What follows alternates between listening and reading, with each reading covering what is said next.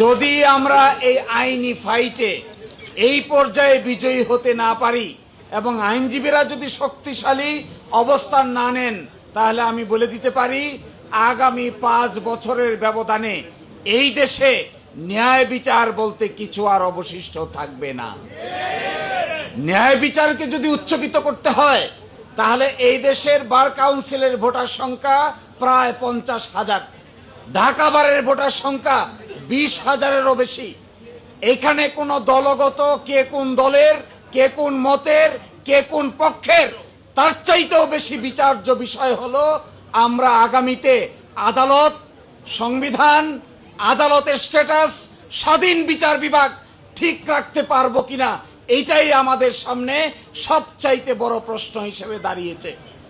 আপনি দেখেন, একটা এক্সিকিউটিভ লোক এসে যখন একজন বিচারককে বদলি করে, কার পক্ষে আদেশ দিবে, কার পক্ষে আদেশ দিবে না, কাকে জামিন দিবে, কাকে জামিন দিবে না, কোন রিভিশন অ্যাপ্লাই হবে, কোন রিভিশন অ্যাপ্লাই হবে না, একবার বেল দিলে যদি সুন্দরবন আর বান্দরবন বদলি হতে হয়, তাহলে আইন মন্ত্রণালয়ের করায়ত্ত থেকে বিচারকদের যদি রক্ষা করা না যায়, তাহলে বাংলাদেশের বিচার বিভাগের মাধ্যমে ন্যায় বিচার প্রতিষ্ঠা করা কোনোদিনই সম্ভব হবে না। So this is our sacred duty. Not only this is an election, it is a fight for justice. এইটা শুধুমাত্র নির্বাচন না, this is also to ensure the democratic fabric of the society.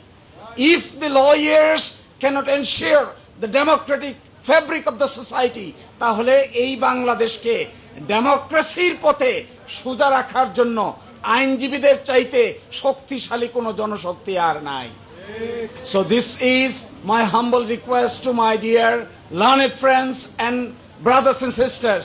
This is not only an election, it is a fight for justice. It is a fight for transparency and accountability. This is a fight for independence of judiciary. This is a fight for giving protection to the subordinate judiciary. Subordinate judiciary একজন দায়রা জাজ, metro session জাজ এবং দায়রা আদালতগুলো যদি শক্তিশালীভাবে তাদের ভূমিকা পালন করতে না পারে, তাহলে বিচার প্রার্থীরা জগতে সবচাইতে বেশি অত্যাচারের শিকার হন। এই ঢাকার দায়রা আদালতের জেলা আদালত এবং মেট্রো সেশনস, এই আদালতগুলোতে সঠিকভাবে ফাংশন করার জন্য এই নির্বাচন ব্যবস্থার মধ্য দিয়ে সবুজ প্যানেলে যারা বিজয়ী হয়ে আসবেন, আমি মনে করি তারা শুধুমাত্র সভাপতি আর সেক্রেটারির ডেজিগনেশনেই থাকবেন না, তারা হবেন ন্যায় বিচার প্রতিষ্ঠার সবচাইতে গুরুত্বপূর্ণ ব্যক্তিত্ব। এই জায়গায় I am calling my dear brothers and sisters, come forward, look into the new nation. This nation is dedicated for accountability and transparency. এই দেশে যদি accountability, transparency, জবাবদিহিতা তৈরি করতে হয়, তাহলে বাংলাদেশ লয়ার্স কাউন্সিল সহ আমরা যারা আছি ঐক্যবদ্ধ হয়েছি, আমরা যদি মাথা তুলে দাঁড়াই চিন্তার ক্ষেত্রে, লেখাপড়ার ক্ষেত্রে, নেতৃত্বের ক্ষেত্রে, তবেই বাংলাদেশ এক নতুন বাংলাদেশের সূচনা দেখতে পারে।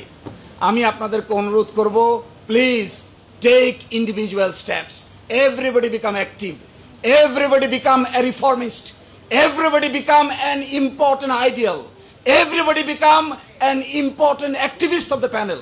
This is not only the Shabapati or Secretary নির্বাচন না, this is my election, this is your election, this is your bar, this is your institution, judiciary is ours. এইটাকে সেভ করতে না পারলে শুধুমাত্র এক্সিকিউটিভ গভর্নমেন্ট 2/3 মেজরিটির বলে বাংলাদেশের সংবিধানকে তছনছ করে দেওয়ার চেষ্টা করছে। আশা করি আমরা একসাথে থাকবো, বেঁচেও থাকবো একসাথে, কাজও করবো একসাথে, শেষও করবো একসাথে, শুরু হয়েছে একসাথে। আল্লাহ আমাদের তৌফিক দান করুন। আসসালামু আলাইকুম ওয়া রাহমাতুল্লাহ।